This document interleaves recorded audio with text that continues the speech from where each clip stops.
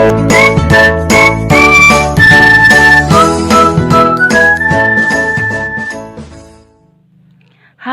assalamualaikum warahmatullahi wabarakatuh. Kembali lagi bersama Ibu dalam pelajaran matematika. Kali ini kita akan membahas mengenai jenis-jenis segitiga dan nanti kita akan membahas juga mengenai triple Pitagoras. Agar anak-anak Ibu lebih paham lagi, yuk kita simak video berikut ini. Oke, kita bahas untuk menentukan jenis segitiga. Nah, di mana untuk menentukan jenis segitiganya ini itu berdasarkan sisi-sisi atau panjang sisi sebuah segitiga. Oke, di mana subjudul kita itu adalah hubungan panjang sisi-sisi sebuah segitiga dengan jenis segitiga. Nah, yang pertama, bagaimana menentukan apakah panjang sisi-sisi yang diberikan itu merupakan segitiga siku-siku. Kita cek ya. Jika dia segitiga siku-siku. Nah, jika kuadrat sisi terpanjang, ya, kuadrat sisi terpanjang ini sama dengan, ingat ya, kalau dia siku-siku berarti sama dengan jumlah kuadrat sisi-sisi lainnya. Maka segitiga tersebut adalah segitiga siku.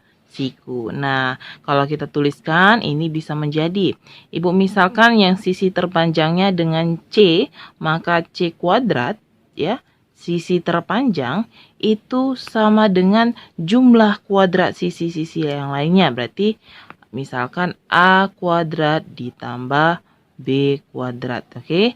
Dimana ini C itu adalah sisi terpanjang. Sisi terpanjang. Oke, nah ini dia kalau kita menentukan apakah dia merupakan segitiga siku-siku. Oke, kemudian untuk yang nomor 2, untuk menentukan segitiga tumpul. Oke, segitiga tumpul. Jika kuadrat sisi-sisi terpanjang, jika kuadrat sisi terpanjang itu lebih besar. Tadi sama dengan yang ini lebih besar dari jumlah kuadrat sisi lainnya, maka segitiga tersebut adalah segitiga tumpul. Nah, kalau kita tuliskan secara matematis, ini sama dengan, Ibu misalkan juga C itu sebagai sisi terpanjang, maka C kuadrat nanti akan lebih besar itu dari kita jumlah panjang sisi yang lainnya. Ya, kalau dia lebih besar, maka itu namanya nanti segitiga tumpul. Seperti itu. Lanjut, selanjutnya yang terakhir segitiga lancip. Nah, kalau dia lancip, jika kuadrat sisi terpanjang itu lebih kecil, oke? Lebih kecil dari jumlah kuadrat sisi-sisi lainnya, maka segitiga tersebut kita sebut sebagai segitiga lancip. Nah, kalau kita tuliskan secara matematis, maka ini C kuadrat itu nanti akan lebih kecil dari jumlah kuadrat sisi lainnya. A kuadrat tambah B kuadrat ini kalau dia segitiga lancip. Oke, kita masuk aja langsung ke contoh. Oke, contoh ya. Tentukan jenis segitiga berikut berdasarkan panjang sisinya. Contoh, untuk yang A kita cari ya. Apakah 352 ini jenis segitiganya? Jenis segitiga apa? Kita cek. Dia tadi itu berdasarkan sisi yang terpanjang. Nah, kita lihat 352 yang panjang yang mana? 5. Berarti ini sama dengan 5 kuadrat. Nah, untuk menentukan jenis segitiganya itu perlu kita mengetahui apakah dia sama dengan, kalau sama dengan siku-siku, kalau lebih besar tumpul, kalau lebih kecil berarti lancip. Berarti kita nggak tahu ini ya. Oke, ini kita nggak tahu.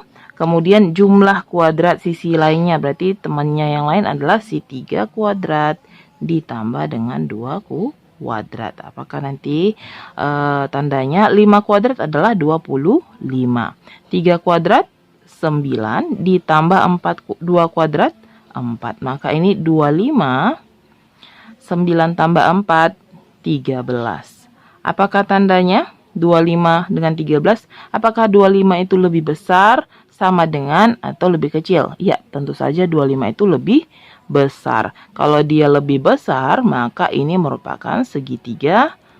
Iya, segitiga lebih besar tumpul.